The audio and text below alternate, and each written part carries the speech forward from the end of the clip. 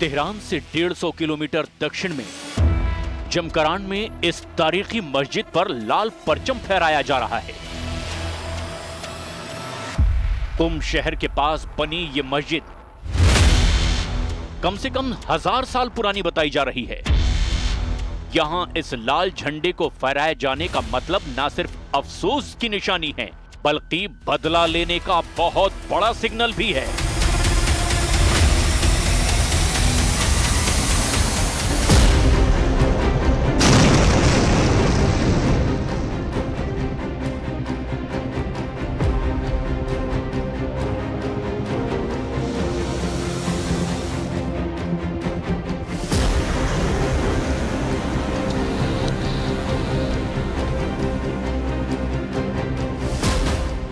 Iran का operation true promise 3 शुरू हो चुका है। ईरान पर इजराइल के हमले के बाद अब तेल अवीव से लेकर हाइफा और अशकेलॉन से लेकर के नेवातिम तक इन मिसाइलों का खौफ है, क्योंकि ईरान ने बदले का वायदा किया है। ईरान के सर्वोच्च नेता अली खामनेई का ऑर्डर है, अब इजराइल बचेगा नहीं, अब 100% बदला लेगा ईरान।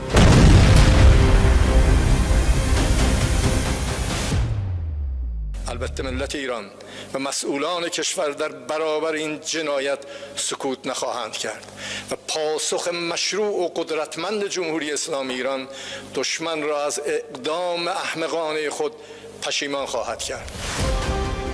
मैसेज साफ है कि ईरान का ऑपरेशन ट्रू प्रॉमिस 3 शुरू हो चुका है।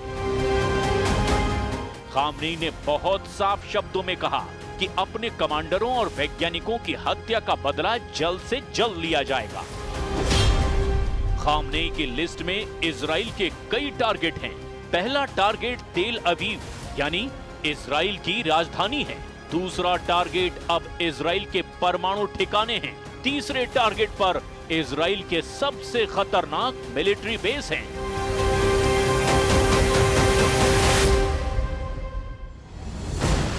ईरान के टारगेट पर इस वक्त इजराइल के कम से कम 25 ठिकाने हैं। इनमें परमाणु अड्डे भी हैं, इनमें मिलिट्री बेस भी है और ऐसे टारगेट्स पर ईरान की मिसाइल लॉन्च होने को तैयार है।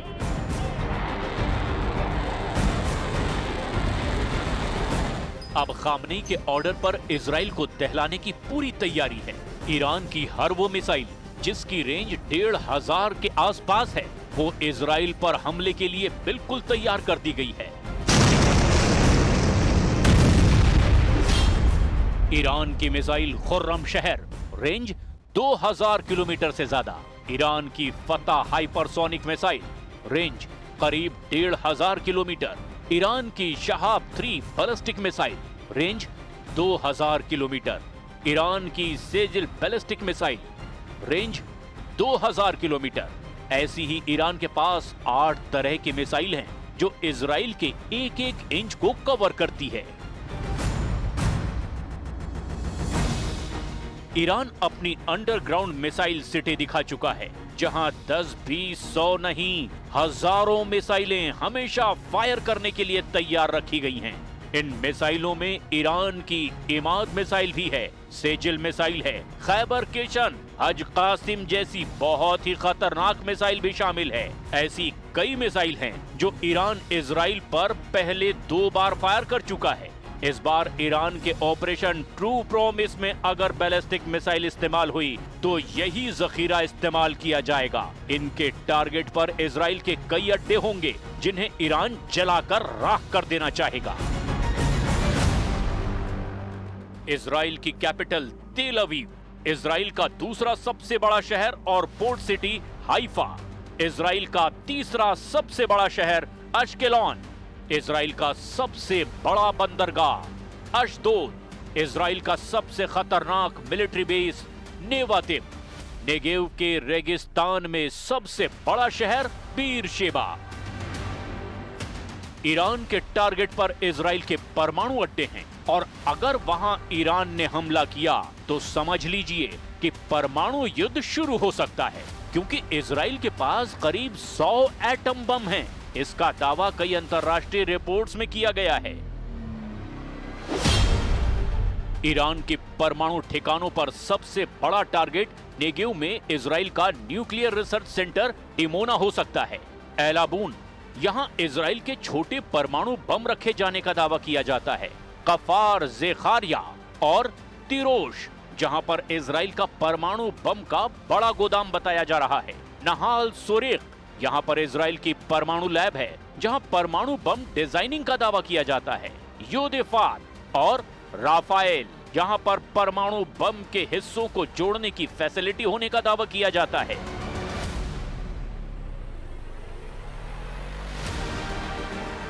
इस बार ईरान की मिलिट्री लीडरशिप को खत्म किया गया है। ईरान को मैसेज साफ है, इसका बदला बहुत खतरनाक होगा। ये बात अमेरिका तक भी पहुंच चुकी है। डोनाल्ड ट्रंप की तरफ से भी कह दिया गया है कि इजराइल के स्ट्राइक से अमेरिका का कोई लेना देना नहीं है, लेकिन ये भी कह दिया गया है कि वो जल्दी परमाणु डील करे, नहीं तो ईरान पर और भी खतरनाक हमले होंगे। ये वीडियो नतांज परमाणु फैसिलिटी का है। यहाँ धमाका देखिए। दिन दहाड़े इजराइल ने ईरान के परमाणु अड्डों पर बम बरसाए हैं। ये धमाके बता रहे हैं कि ईरान के जख्म कितने गहरे हैं, क्योंकि सिर्फ न्यूक्लियर साइट्स पर अटैक नहीं किए गए, ईरान की मिलिट्री लीडरशिप को भी खत्म कर दिया गया। इजराइल के हमले में ईरान के मिलिट्री लीडरशिप को मार गिराया गया। सेना अध्यक्ष मेजर जनरल मोहम्मद बागेरी और IRGC chief major general Hossein Salami समेत 20 बड़े कमांडरों और वैज्ञानिकों की मौत हो गई है। क्या ईरान इसके बदले अब इजराइल की मिलिट्री लीडरशिप को टारगेट करेगा? यानी कमांडर के बदले कमांडर का युद्ध होगा। ईरान के परमाणु ठिकाने नतांज को टारगेट किया गया है। तबरीज और एस्फहान में भी परमाणु फैसिलिटी पर बम गिराए गए हैं। क्या इसके बदले में अब इजराइल के परमाणु अड्डों पर ईरान की मिसाइल गिरेगी? यानी परमाणु ठिकाने के बदले अब परमाणु अड्डों पर हमला होगा। ईरान जब भी हमला करता है तो 10-20 मिसाइल फायर नहीं करता, बल्कि सैकड़ों की तादाद में ड्रोन और मिसाइल लॉन्च करता है। ऐसा इसीलिए क्योंकि ईरान को मालूम है कि इजराइल के मिसाइल डिफेंस सिस्टम बहुत मजबूत हैं और उनको तभी मात दी जा सकती है जब ज्यादा तादाद में मिसाइल और ड्रोन फायर किए जाएं। अब जिस तरह का तनाव है वो 2025 में ईरान और इजराइल के बीच बढ़ता ही चला जा रहा है। उसे लेकर इजराइल और अमेरिका दोनों की ईरान पर पैनी नजर है।